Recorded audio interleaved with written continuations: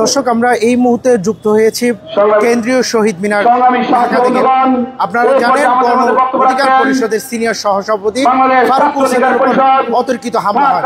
যে হামলার প্রতিবাদে এই শহীদ মানে প্রতিবাদ সমাবেশ করছে। এই মুহূর্তে এখানে উপস্থিত আছেন গণ অধিকার পরিষদের সাধারণ সম্পাদক সহ বিভিন্ন পর্যায়ের নেতাকর্মীরা এবং তারা বক্তব্য রাখছেন। তারা যে কথাটি বলছিলেন যে অবিলম্বে যারা হামলাকারী রয়েছে তাদেরকে গ্রেফতার করতে হবে। এটা ছাড়া নিন্দা জানিয়েছেন। আপনারা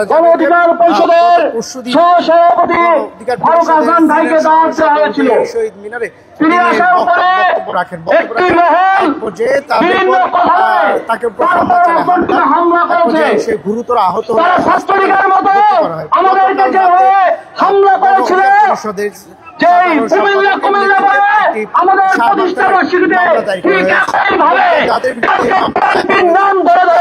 অবিলম্বে স্পষ্ট করা হয়েছে, ছাত্রদল থেকে স্পষ্ট করা হয়েছে তারা এইভাবে তাদের হামলার সাথে তারা জড়িত না।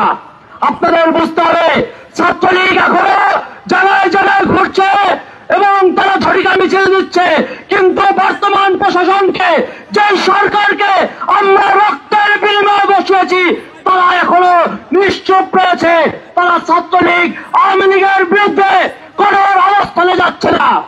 আমরা শঙ্কিত, আমরা ভয়ে আছি কখন এই সরকার সেই আওয়ামী লীগকে আবার বাংলাদেশে ব্যাক করতে চায়। আমরা আজকে নিউজে দেখলাম 50 জন জজকে ভারতে পাঠানো হচ্ছে। কিসের জন্য? তাদেরকে নাকি ট্রেনিং করা হবে। আমার কথা হচ্ছে, বাংলাদেশ থেকে ভারতের সাথে বাংলাদেশ সম্পর্ক এখন ভালো না। তাহলে আর কি কোনো রাষ্ট্র খুঁজে পান নাই? আর কোনো রাষ্ট্র নাই?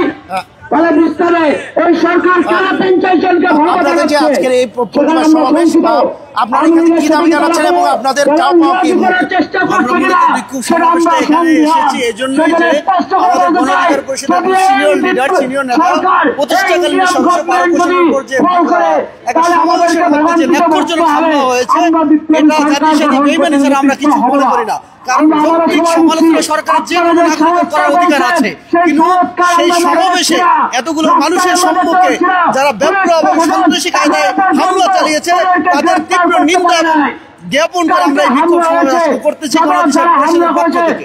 আচ্ছা, আপনাদের দলীয় হাই কমিটির কোন নির্দেশনা আছে কিনা এই বিষয়ে? যে গতকালকে রাতে আপনারা মামলা করেছেন, এটা চূড়ান্ত বিষয় এখন কি দাঁড়াচ্ছে?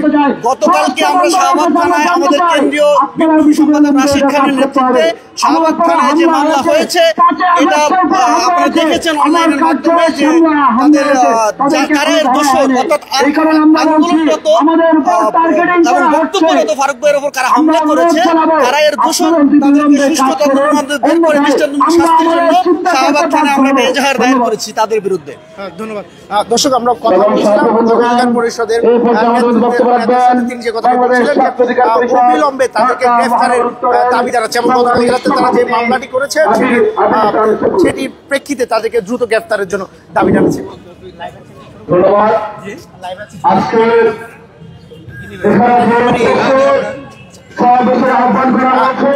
গতকাল আপনারা একটা শাহবাগে মামলা করেছিলেন এবং এখন পর্যন্ত কারা যে এই বিষয়ে জড়িত তাদেরকে আপনারা চিহ্নিত করতে পেরেছেন কিনা?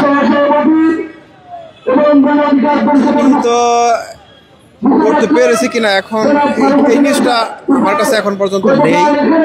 আসলে যারা কালকে মামলাটা করেছিল তাদের সাথে আমি কার্যালয়ে দেখা হলে হয়তো বলতে পারবো যে কাদেরকে তারা শনাক্ত করতে পেরেছে, তখন আমি জানাতে পারবো আসলে কারা কারা ছিল।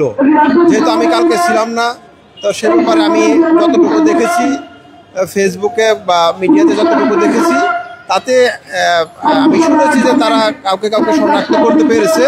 তো এটা আমি এখন পর্যন্ত কনফার্ম না কে কে ছিল, সেটা কার্যালয়ে আমাদের কেন্দ্রীয় কার্যালয়ে ওইখান থেকে জানা যাবে আসলে কে কে ছিল। আচ্ছা, ফারুক হাসানের বর্তমান অবস্থা পরিস্থিতি কেমন? পরিস্থিতিটা আমি জানা মতো সে অবস্থা খারাপই, তার মাথায় কপালে যেহেতু মারাত্মক জখম হয়েছে, তো সে ট্রিটমেন্ট চলতেছে। তো ডাক্তাররা এখন পর্যন্ত তাকে যেহেতু রেখেছে সে ভর্তি আছে। তাহলে বুঝতে হবে যে এখানে তার অবস্থাটা একটু খারাপই, এই কারণে সে অ্যাডমিট আছে, এখন ভর্তি আছে। এখন আমরা কি চান, কি দাবি নিয়ে আছে আজকে আপনাদের? এখন আমাদের দাবি হচ্ছে যারা এরকম অতর্কিত হামলা করলো, হামলা করার পিছনে যারা আছে তাদের গ্রেফতার করতে হবে। কেননা এই যে স্বাধীনতা, সেকেন্ড স্বাধীনতা, দ্বিতীয় স্বাধীনতা, এই স্বাধীনতা আপানোর সকল জনগণেরই অংশগ্রহণ ছিল বলেই এই ফ্যাসিস্টকে আমরা সকলে মিলে তাড়াতে পেরেছি। এককভাবে আসলে কারোর দাবি করার মতো কোনো কিছু নাই, এককভাবে কোনো দলও দাবি করতে পারবে না যে এটা আমাদের একক প্রচেষ্টায় এই সফলতা আসছে। তো সেই যেহেতু এখানে যারা আক্রমণ করেছে আমরা ধারণা করতেছি যে তারা লীগের, ছাত্রলীগ, যুবলীগ এখনো বিভিন্ন জায়গায় উৎপেতে আছে, বিভিন্ন দলের ভিতর উৎপত্তি আছে।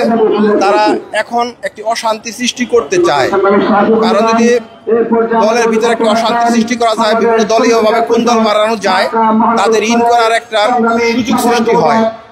এই কারণে আমরা মনে করি যে যারা আক্রমণ করেছে তাদের ফাইন্ড আউট করতে হবে, বের করতে হবে এবং তাদের শাস্তির আওতায় আনতে হবে।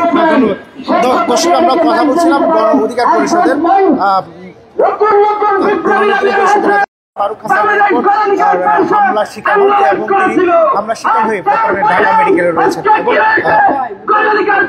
এবং তিনি আরো যে কথা শাহবাগ থানায় একটি মামলা দায় করা হয়েছে।